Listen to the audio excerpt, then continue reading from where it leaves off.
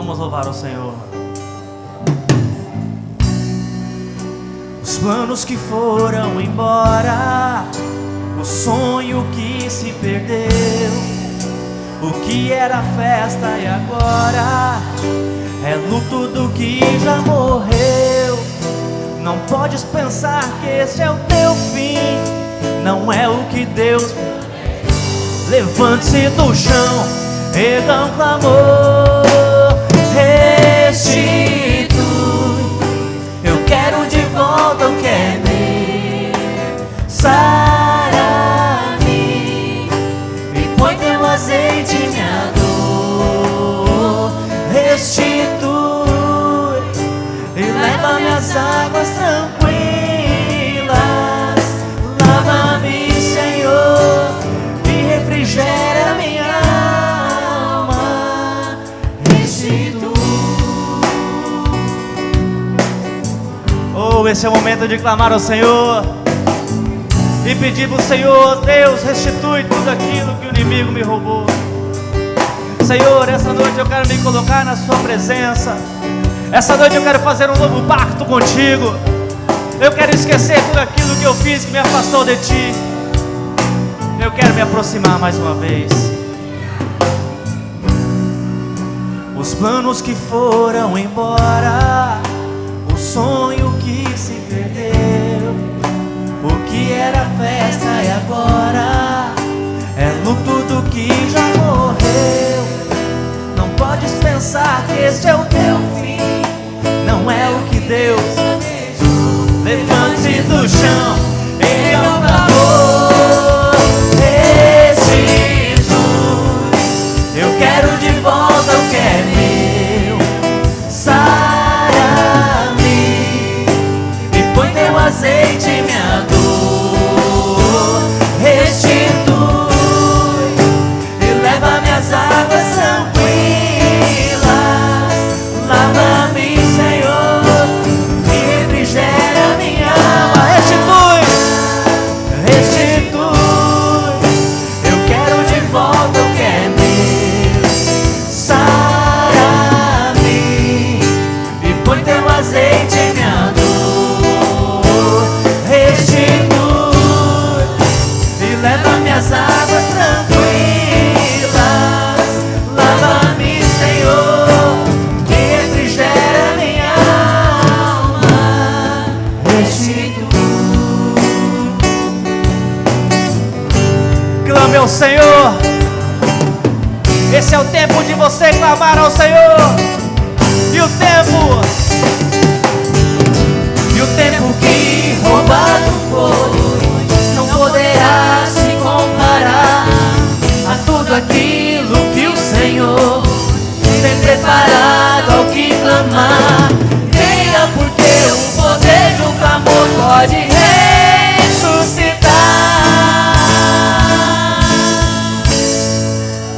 Restitui, eu quero de volta o que é meu. Sara-me e põe teu azeite em minha dor.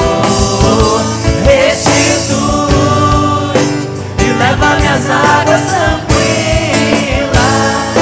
Lava-me, Senhor, e refrigera minha alma. Restitui. Pode ter certeza que o Senhor está escutando o seu clamor. Nessa noite o Senhor está com os ouvidos atentos ao seu clamor. Ele está com os olhos voltados para este lugar. Ele está recolhendo os seus pedidos. Ele está recolhendo as suas lágrimas. Porque o tempo de clamar do Senhor chegou. Aleluia. E o tempo que roubado foi não poderá se comparar a tudo aquilo que o Senhor tem preparado ao que clamar. Creia, porque o poder do clamor pode ressuscitar. Segura um pouco, segura um pouco. Agora você vai dar o seu melhor brado para o Senhor. Restitui, eu quero de volta o que é meu. Sara-me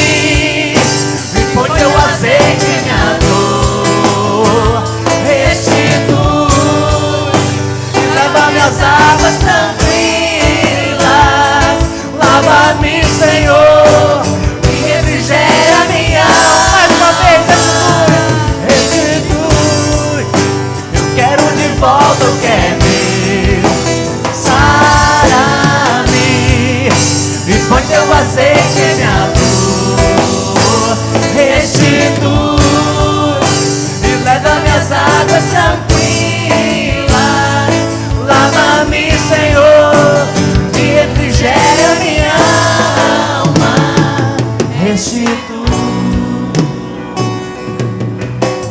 O Senhor está neste lugar. Eu posso sentir a presença dele aqui. Aplauda, Senhor, porque Ele é merecedor. Ele está neste lugar. Aleluia. No último culto do ano, ou primeiro culto do ano, que foi o culto da virada aqui na igreja, o Senhor nos trouxe uma palavra muito poderosa. Quem é que estava naquele dia? Levanta as mãos. Essa palavra o Senhor me deu na continuação daquela palavra, e por isso que eu vou ter que fazer uma breve recapitulação. Fica de pé que eu vou ler um versículo para você entender. Capítulo 50 do livro de Gênesis. Nós estávamos falando da história de José. Eu passei aquele dia de 31 consagrando aqui na igreja e li praticamente a metade do livro de Gênesis. E eu terminei a consagração nesse versículo, capítulo 50, verso de número 20. E eu gostei muito de como está escrito nessa minha Bíblia, que é a Nova Versão Internacional. E essa é uma palavra profética já para você nessa noite. Você tem que receber quando você lê. Diz assim, a parte A do versículo: vocês planejaram mal contra mim. Nós temos situações em que as pessoas planejam mal para nós. E José, ele relatava esse versículo para os seus irmãos. Então ele disse: vocês planejaram o mal contra mim, mas o meu Deus, Ele tornou o mal para o bem. Mas o teu Deus, Ele tornou o mal que as pessoas te desejaram para você, Ele vai transformar num bem. Aonde você imagina que as coisas estão indo mal para a sua vida, o Senhor pega aquele mal, Ele transforma num bem para a sua vida. Quem é que recebe já essa palavra profética nesse primeiro culto, segundo culto do ano, em nome de Jesus? Dá um aplauso sentando nessa sua cadeira, em nome de Jesus.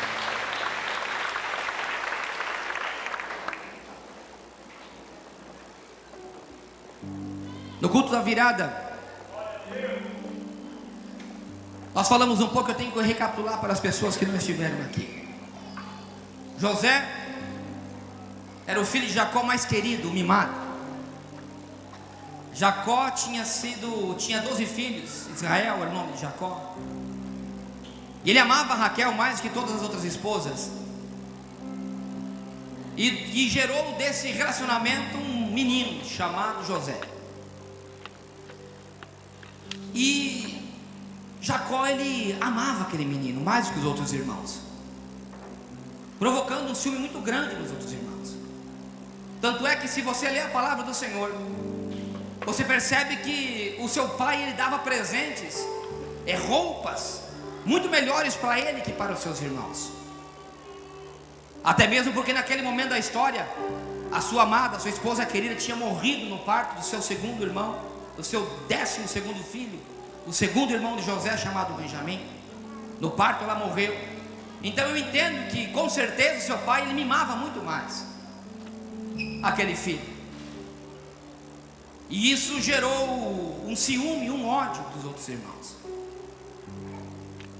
E conta a história do Senhor, a Bíblia, que no momento em que o menino foi trazer notícias dos outros irmãos que pastoreavam ovelhas nas montanhas,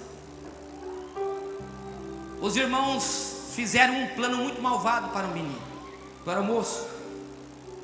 Ele tinha 17 anos naquele então. E pegaram aquele moço, jogaram dentro de uma cova. E depois os irmãos acabaram vendendo ele para uns mercantes. E muitos conhecem essa história. E posterior a isso, ele foi vendido como escravo para o Egito, para um senhor chamado Potifar. Lá ele é seduzido, enganado pela esposa de Potifar, em que ela, como ele não quis ter um relacionamento com ela, porque ele era muito fiel a Deus e a seu patrão, ela acaba dizendo para o marido que José tinha tentado violentá-la. E a partir disso ele foi colocado numa prisão. E no momento em que ele estava sendo vendido como escravo, e no momento em que ele está colocado como prisioneiro naquela prisão, a palavra do Senhor no capítulo número 39 é muito clara, e quando eu li ele chamou muita atenção. Dizia que o Senhor, ele era com José naquele momento. E quando eu li isso, o Senhor me falou, lê mais uma vez. Eu disse, Senhor, é isso que está escrito aqui? Dizia, o Senhor era com José. Então eu comecei a perguntar para o Senhor, por que nós humanos pensamos que no momento das nossas aflições, dos nossos desesperos, das nossas tristezas, das nossas perseguições, nós pensamos que Deus não está conosco, sendo que a palavra do Senhor dizia que o Senhor, ele era com José. E quando eu começo a conversar com o Senhor me dizia, eu digo, mas por que, Deus? Por que aquele menino o Senhor permitiu que ele passasse tanta aflição? E por que ele foi colocado numa cova? E o Senhor me dizia que dentro de uma cova é um lugar onde nós temos um encontro com Deus. Aquele moço jogado numa cova, aquele menino que era um filhinho de papai, aquele menino, se fosse uma menina, era uma patricinha, e se fosse um menino, era um Mauricinho, porque ele usava as roupas e túnicas. Eu imagino se ele fosse hoje, o pai o vestiria de Hugo Boss, Armani, etc.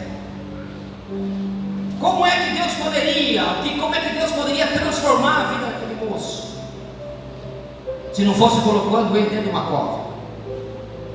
Aquele menino, quando foi colocado dentro de uma cova, ele olhou para o lado e encontrou uma parede, uma escuridão, para a frente outra parede, para o lado esquerdo uma outra parede, e para trás uma outra parede.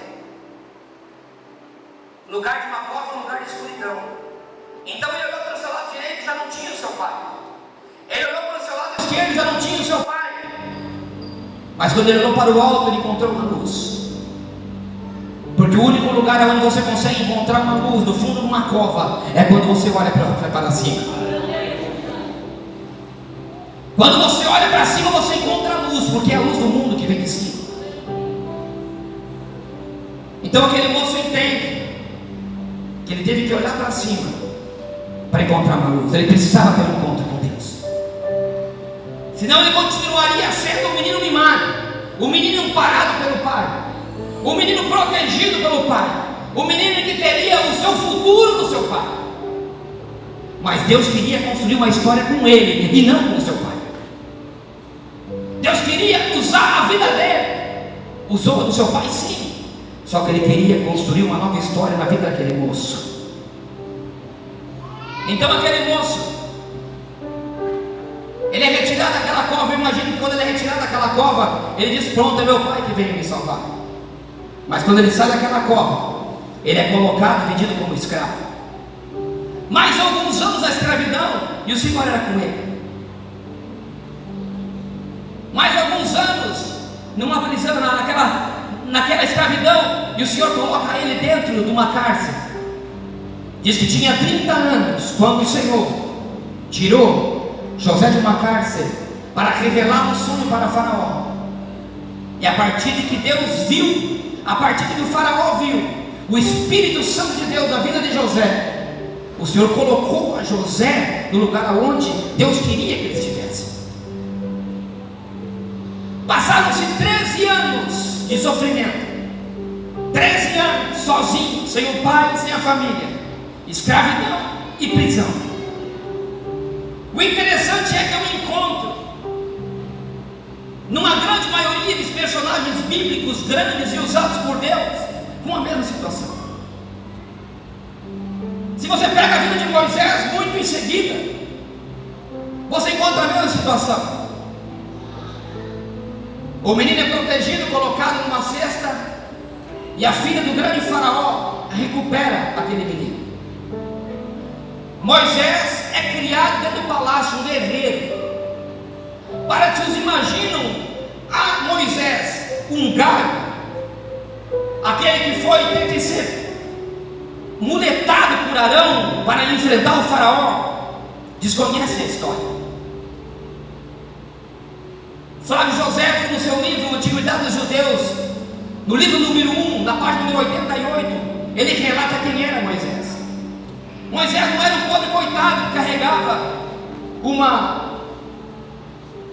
um cajado e simplesmente conduziu aquele povo sofrido pelo deserto. Moisés era um guerreiro.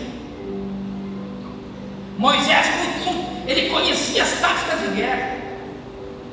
Tanto é que conta o historiador que o faraó tinha medo de Moisés. Mas Moisés, com 3 anos de idade, ele era um menino que se sobressaía a todos os outros, tanto em formosura e beleza, como em inteligência. Aquele menino foi crescendo, e quando foi na sua juventude, ele era um mestre na guerra. Porém, ele era um israelita, ele era um hebreu. E Faraó, quando viu isso, temeu. Sabia que ele era o filho protegido da sua filha. Sua filha não tinha outros filhos, a não ser o filho adotivo Moisés. Ele era o herdeiro do trono. O povo de Israel crescia. E o faraó tem um plano para destruir a vida de Moisés. Então Moisés é enviado, essa parte não está na Bíblia, mas é contada na história. O faraó coloca ele, os etíopes estavam tomando toda a terra do faraó. O grande governo egípcio estava em decadência. Porém, os etíopes estavam quase que com toda a faca e o queijo na mão. Então o faraó fala: vamos mandar a Moisés à frente de batalha. Ele é um guerreiro, porque lá ele vai morrer, e não vai ter como minha filha continuar cobrindo e protegendo esse moço. Moisés, com toda a sua coragem, ele vai para a guerra. E interessante a história que diz que ele tinha que ir por um caminho pela beira do rio Nilo, e isso iria colocá-lo como se fosse uma arapuca com os etíopes. Porém tinha um caminho no deserto, aonde era cheio de cobras e víboras, e que Moisés pegou uma árvore chamada íbis, que afugenta as cobras, levou com ele e começou a soltar. Essas aves iam na frente e ele ia com o seu exército atrás, e pega os etíopes pela parte de trás e derrota os etíopes. Inteligente, guerreiro. Quando acontece isso com Moisés, ele é ovacionado, assim como Davi. E no Egito, o plano que Faraó tinha para destruir a sua vida se torna o plano mau que o Faraó tinha, se transforma num poder e numa bênção na vida de Moisés. O plano que o inimigo tinha para destruir a vida de Moisés, na sua inteligência e pela inspiração divina, faz com que aquele moço dê uma reviravolta na história. Porém, ainda os etíopes estavam quase que dominando. Tinha uma cidade ainda que Moisés tinha que dominar. Era uma ilha. E quando ele chega para enfrentar aquela ilha, a filha do faraó olha para a filha do rei etíope olha para a formosura de Moisés e se apaixona por ele. Então ela manda um plano dizendo que se ela se casasse com Moisés, eles entregariam o reinado na mão dos egípcios. Moisés aceita essa situação, volta ainda mais poderoso para o Egito. O que o faraó tinha planejado vai-se por terra. Moisés entra no Egito e ele diz: agora sim eu liberto meu povo.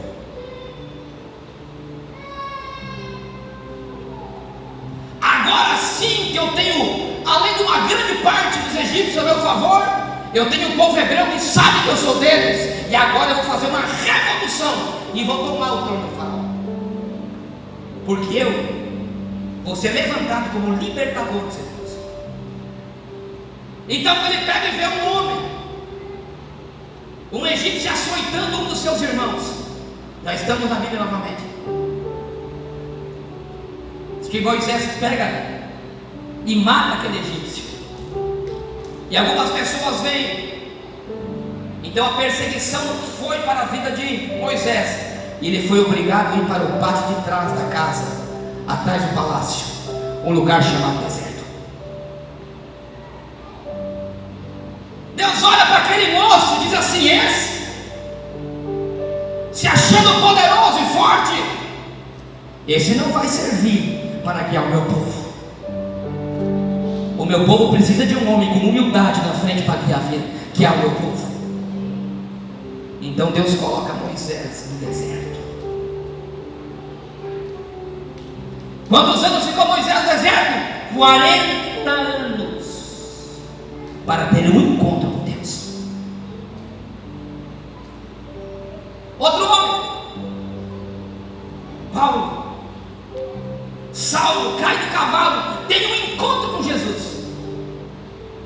Jesus diz para ele: Saulo, por que você me persegue? Ouve a voz, conhece a Jesus cara a cara, fica cego pela presença de Jesus. Qualquer um de nós, por ter um encontro com Jesus, dizia: pronto, eu estou pronto para pregar o evangelho e ganhar as nações. Sabe o que fazem com Paulo? Colocam ele na Arábia durante 3 anos para ficar de molho.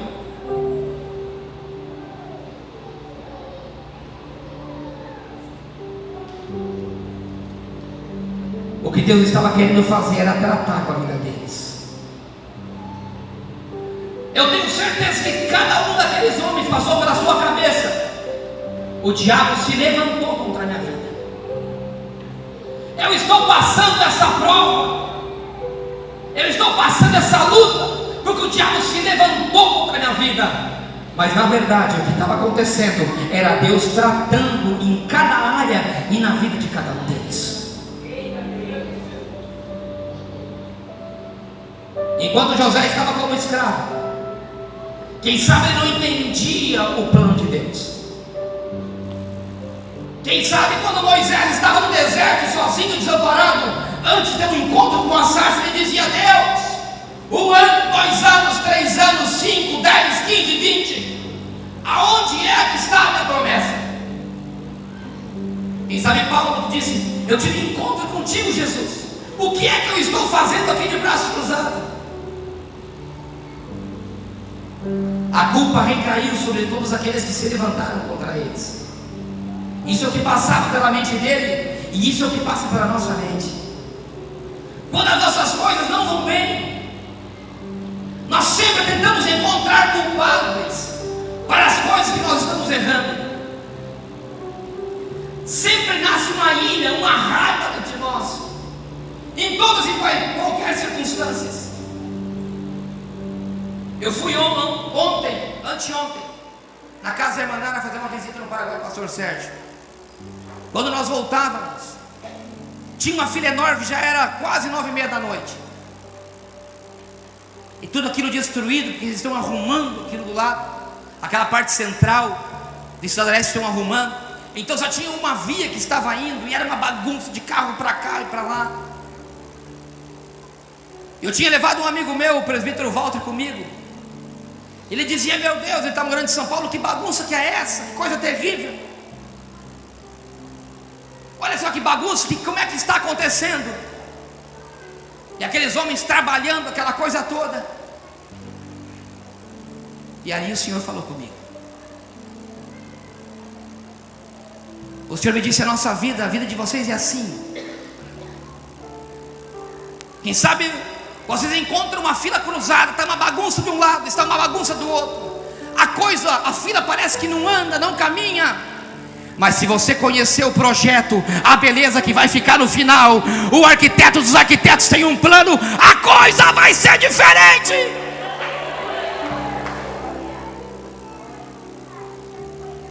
Acontece que nós vemos os planos de hoje,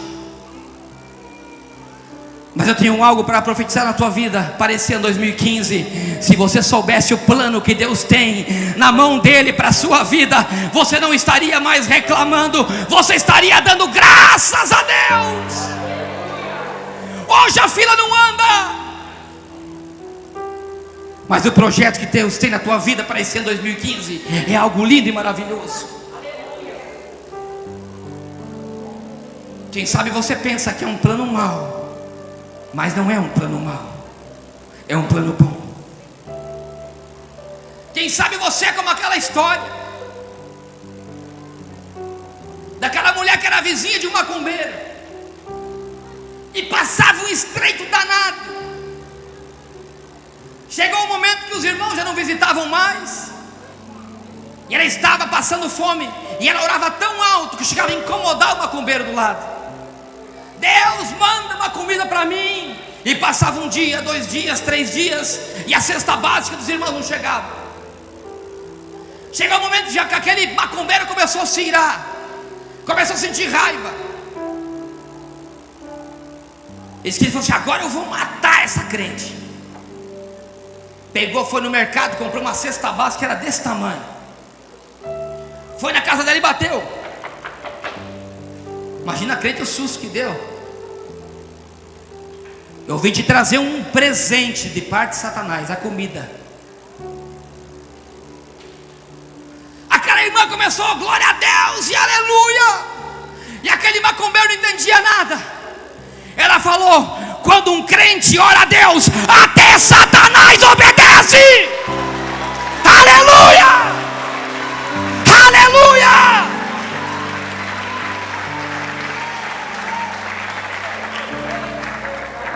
Quando você acreditar no poder da tua oração, até Satanás vai ter que obedecer.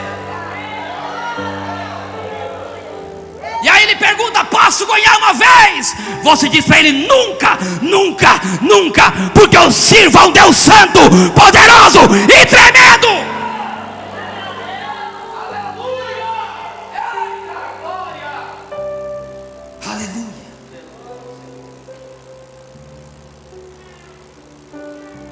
E José, chega o momento da história que nós pregamos no culto da virada, que Deus fez uma promessa e um ato profético em nossas vidas. Aqueles que estavam sabem, Deus começa a prosperar e abençoar a vida de José. E aquele moço tem 2 filhos. Um ele coloca o nome de Manassés, que era o nosso ano de 2014, porque o significado de Manassés é: porque Deus me fez eu esquecer da terra do meu pai, da terra do meu sofrimento. E nós profetizamos que o nosso ano 2014, ele seria o ano de Manassés, que nós esqueceríamos. Porque uma coisa é você perdoar aqueles que te ofenderam, outra coisa é você esquecer da ofensa que eles fizeram.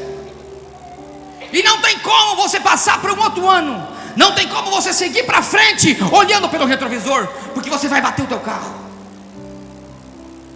Então Deus dizia: 2014 vai ser o ano de Manassés. Você vai esquecer do sofrimento que você teve. Você não vai só perdoar, você vai esquecer, você vai abandonar.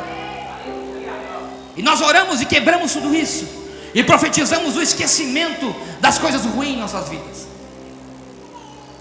E o Senhor dizia que José teve outro filho, que ele colocou o nome de Efraim, porque significava: aquele que me fez prosperar na terra do meu sofrimento. E nós profetizamos que esse ano 2015 vai ser um ano de prosperidade na vida nossa. Vai ser um ano de prosperidade em nossas vidas, porque nós esquecemos do nosso passado, perdoamos aqueles que nos ofenderam, e nós vamos seguir uma vida adiante. E a história continua. E o pai de José morre. Ele leva a enterrar o pai de José, o seu pai, que ele amava muito. E para aqueles que conhecem a história, todos os seus irmãos e seus pais vieram morar no Egito quando ele estava rico, milionário. Quando ele era governador do Egito, todos os seus familiares vieram morar com ele, e viviam e comiam da mesa e da bênção que José tinha. E diz a história do Senhor que depois seu pai morreu, enterraram seu pai. Quando eles regressaram, os seus irmãos eles ficaram com medo. Ficaram com medo de que José iria se vingar deles, de que aquele momento poderia ser, quem sabe, o momento da virada. Então eles fazem uma pergunta para José: se José realmente ele iria a oprimi-los e mandá-lo embora e se vingar deles. Então ele responde: o mal que vocês lhes fizeram, o Senhor Deus ele tornou para bem. Mais uma vez o diabo se levanta contra a vida dele. Sabe por quê? Porque chega no momento em nossas vidas em que o diabo quer trazer tudo à tona do teu passado. Tem momento da sua vida que o diabo, quando você já está com o pé na prosperidade, quando você está indo bem, tem momento que ele vai querer trazer à tona todo o teu passado. Ele vai querer colocar raiva, rancor e ódio. Eu estou te falando isso para que você já esteja preparado, que você profetizou o esquecimento 2014, mas se prepara, porque o inimigo ele vai se levantar e ele vai querer oprimir a sua vida com o teu passado. E quando acontecer isso, você tem uma palavra. Você vai dizer para o Satanás assim: todo mal que você me fez, hoje Deus transformou para bem. Todo mal que te fizeram, o Senhor ele vai transformar em prosperidade para a sua vida em 2015. Aleluia. Aleluia.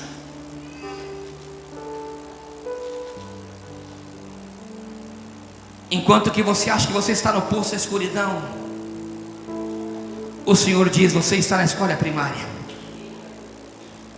Enquanto você acha que você está na escravidão, o Senhor diz: você está na escola secundária. Enquanto você acha que você está na prisão, aprisionado, o Senhor diz: você está na universidade. Sabe por quê? Porque eu preciso de um povo preparado para dar energia, atitude e salvação para o meu povo. Aquilo que o teu inimigo acha que está te fazendo mal, ele está fazendo um bem para a sua vida. E é por isso que José responde: vocês planejaram o mal contra mim, mas Deus, ele tornou o bem para hoje, para que hoje fosse preservada a vida de muitos. Sabe o que o Senhor vai fazer com essa igreja? O Senhor ele está te preparando. O Senhor ele está te preparando para um 2015 diferente. Através da sua vida, muitos vão vir a Jesus. Através da tua vida, do teu testemunho, do teu sofrimento e da tua vitória, você vai ser para a salvação de muitos. Você vai ser alimento para muitos.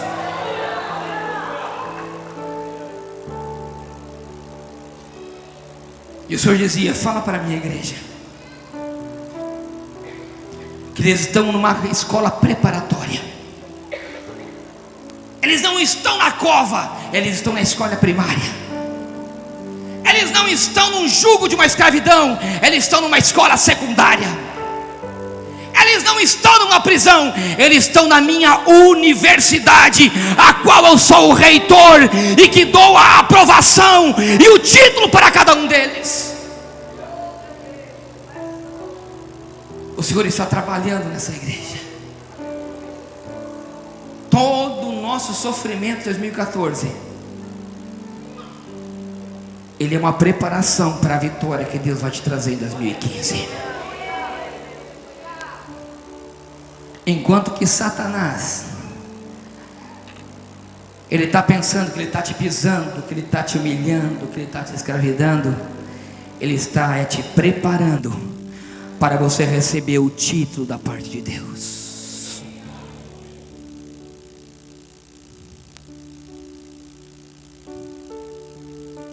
Mas Satanás tinha um plano, e com isso eu vou terminar.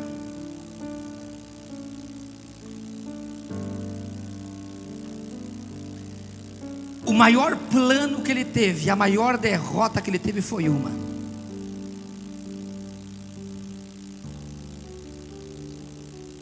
Vem um homem chamado Jesus Cristo para a terra. Foi traído pelos seus amigos, por um dos seus amigos à mesa, assim como é nessa mesa aqui, a ceia do Senhor. Então o diabo tem um plano. Ele seta o coração de Judas, e esse o trai, o vende por algumas moedas de prata. Jesus é levado para o Calvário, e no Calvário Jesus é crucificado, inspira e morre. Quando ele morre, com certeza o diabo falou assim: agora eu venci, eu consegui matar o Filho de Deus. Eu imagino Satanás rindo quando aquele homem, quando Jesus, o nosso Jesus, ele era levado para ser colocado dentro da sua sepultura.